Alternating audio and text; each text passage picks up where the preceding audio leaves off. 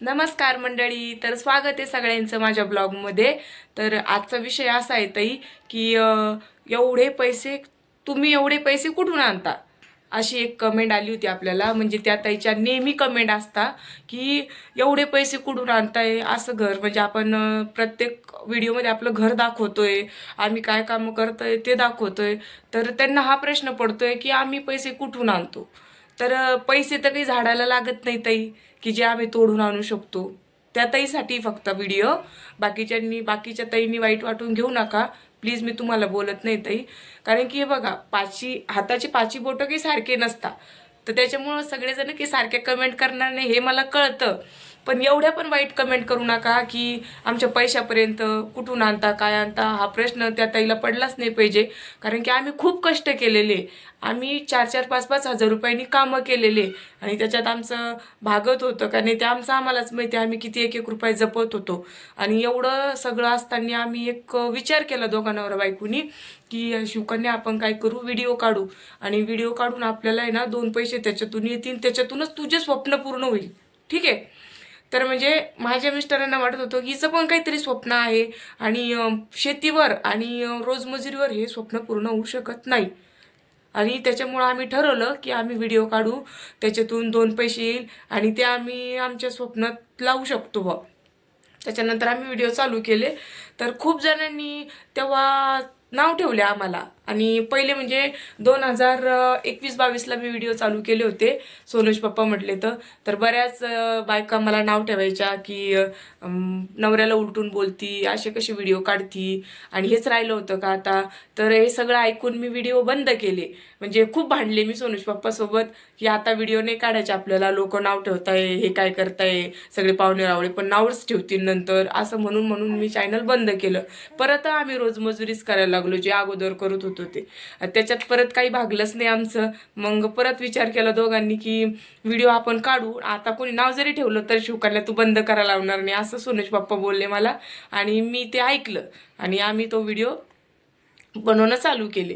तर छान असे ब्लॉग वगैरे टाकायचो आम्ही। आणि माझे चुलत भाऊ आहे, तर त्यांनी आम्हाला सांगितलं की बा तू एक इंस्टाग्रामला टाक म्हणे ताई व्हिडिओ, आणि तुम्हाला कॉमेडी तशी जमतीस। तेव्हा आम्ही कॉमेडीचे व्हिडिओ इंस्टाग्रामला अपलोड करत होतो, तर ते 2-3 व्हिडिओमध्येच व्हिडिओ व्हायरल होऊन गेले आणि छान सपोर्ट भेटला सगळ्यांचा, सगळ्यांनी पटापट फॉलो पण केलं। तर आज आपले इंस्टाग्रामला 4 लाख फॉलोवर येत आहे। तर तिथून मग आमच्या चेहऱ्याची ओळख झाली, इकडं पण ब्लॉग छान चालायला लागले। तर अगोदर बरेच व्हिडिओ आम्ही टाकलेले की आम्ही कशी कशी स्ट्रगल केलेली, कुठून इथपर्यंत आलेलो आहे। तर आता जे आम्हाला 2 पैसे येत आहे, ठीक आहे, आम्ही साईड बिझनेस पण करतो, शेती पण बघतो, व्हिडिओ पण काढतो, याला आम्हाला काहीतरी कष्ट लागतच असन, ते काही फुकट येत नाही, हे तर काही त्या ताईला कळतच नाहीये।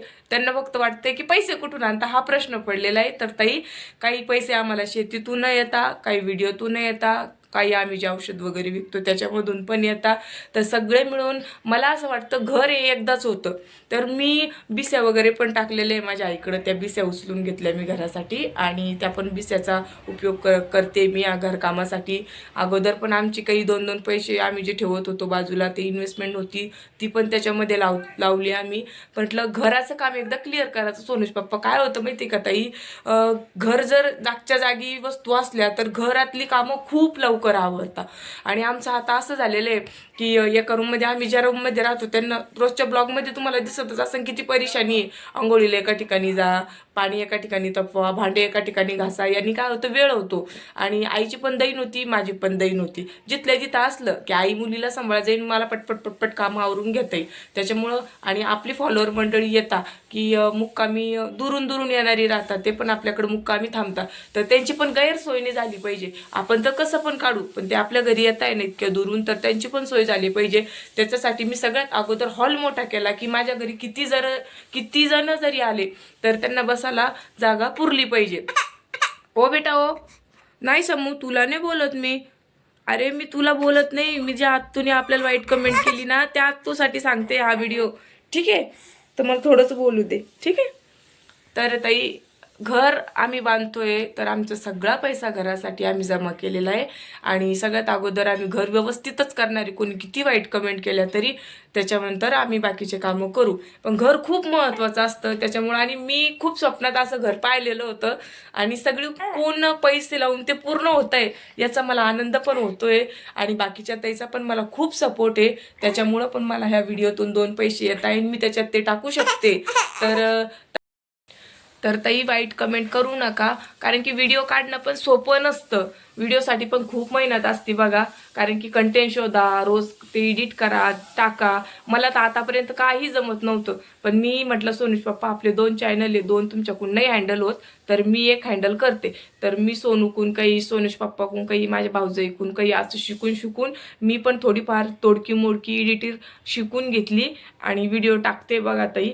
तर त्या ताईला परत एकदा रिक्वेस्ट आहे माझी की अशा वाईट कमेंट करू नका, माझे व्हिडिओ नका बघू तुम्हाला आवडत नाही येतं. पण जर एखादा गरीब माणूस पुढे चालला आणि त्याचं जर घर चांगलं होते, दार चांगलं होते, त्याचं आयुष्य थोडंफार बदलतंय, तर आपल्याला त्याच्यात वाईट नाही वाटलं पाहिजे. मला एवढंच म्हणायचं आहे आणि आजचा ब्लॉग इथंच संपवते. धन्यवाद, बाय.